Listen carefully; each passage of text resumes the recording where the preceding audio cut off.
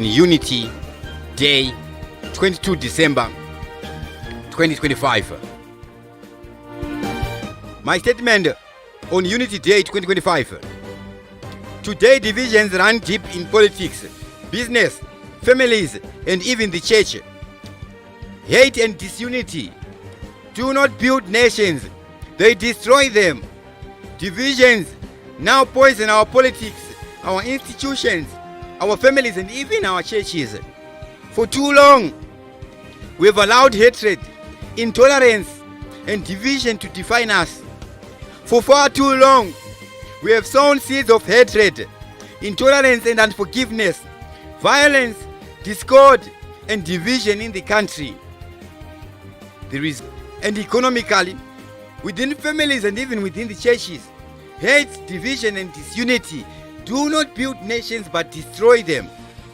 The negative energy we waste fighting one another, pulling each other down, and plotting against each other could instead be redirected towards productive solutions and meaningful collaboration. Too often, we are quick to blame others, yet we fail to recognize in many ways we have become our greatest enemy. Today we must choose a different path. We choose unity over division, cooperation over conflict, and responsibility over blame. By redirecting our energy towards dialogue, solutions, and collective action, we believe healing is possible and progress can be achieved for our nation and for generations to come. We must revisit our omissions and reverse our wrong actions. We must acknowledge our mistakes, remedy our errors, right our wrongs, and learn from our failures. Unity is a critical foundational pillar for the perpetual and advancement of a strong nation. But today, Zimbabwe, like many others in years before, celebrating Unity Day in a deeply divided nation. Decade-old grievances like Gukurahundi remain unresolved. Political parties are marred by intolerance, violence, and internal power struggles, and opposition voices continue to face repression and parliamentary weakness. Socio-economic inequalities are widening with rising poverty and unemployment increasing the gap between the rich and the poor, while migration and brain drain weaken our institutions. Electoral disputes and unresolved historical issues further fracture our society, leaving our nation painfully divided politically, socially, and economically, far from the unity and reconciliation it was meant to achieve. This is a clear indication of the abduction of unity by those entrusted with leadership. Instead of addressing the root causes of our divisions, leaders have often prioritized personal gain, political survival, and partisan point scoring.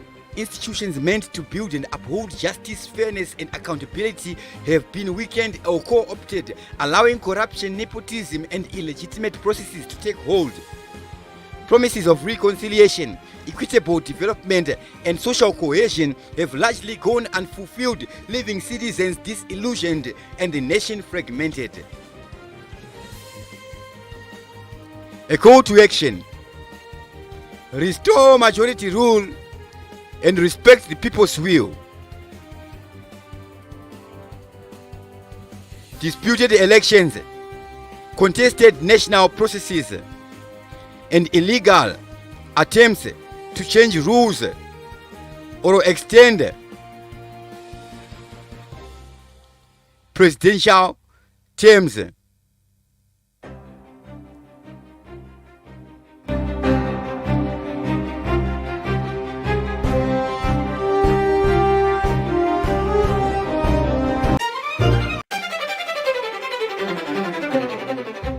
All this must be stopped.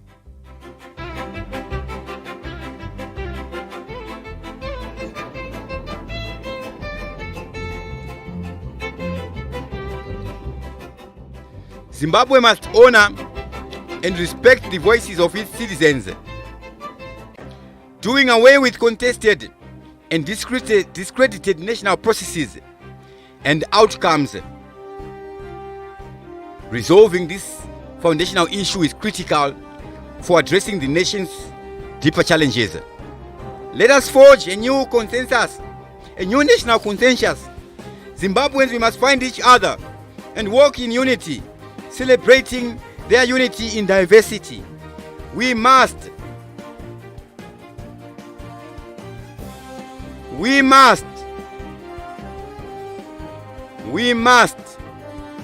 build a shared vision that unites all Zimbabweans under one common trajectory. The Zimbabwe we desire, the Zimbabwe we want, and the Zimbabwe we demand. This new conversation must be inclusive, forward-looking, and centered on collective aspirations rather than partisan interests. We need to pursue a genuine political settlement. We need to pursue a genuine political settlement.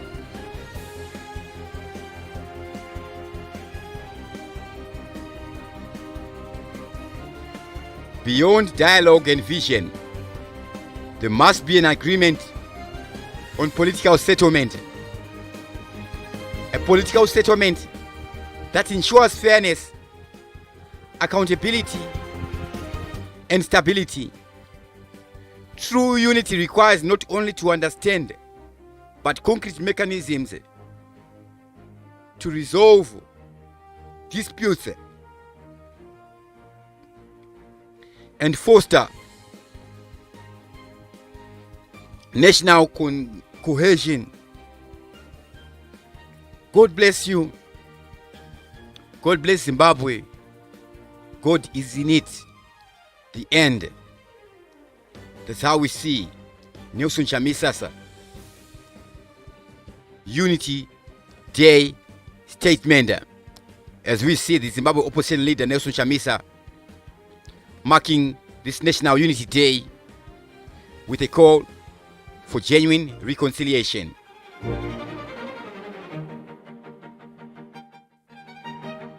In his message, Chamisa lamented that division has permeated politics, institutions, families, and businesses, and even churches. Chamisa described Zimbabwe as a deeply fractured society, politically, economically, and socially. Despite the annual Unity Day celebrations, he pointed to unresolved historical grievances like the Gukurahundi, ongoing political intolerance, repression of opposition voices, wide socio-economic inequalities, poverty, unemployment, brain drain, and disputed elections.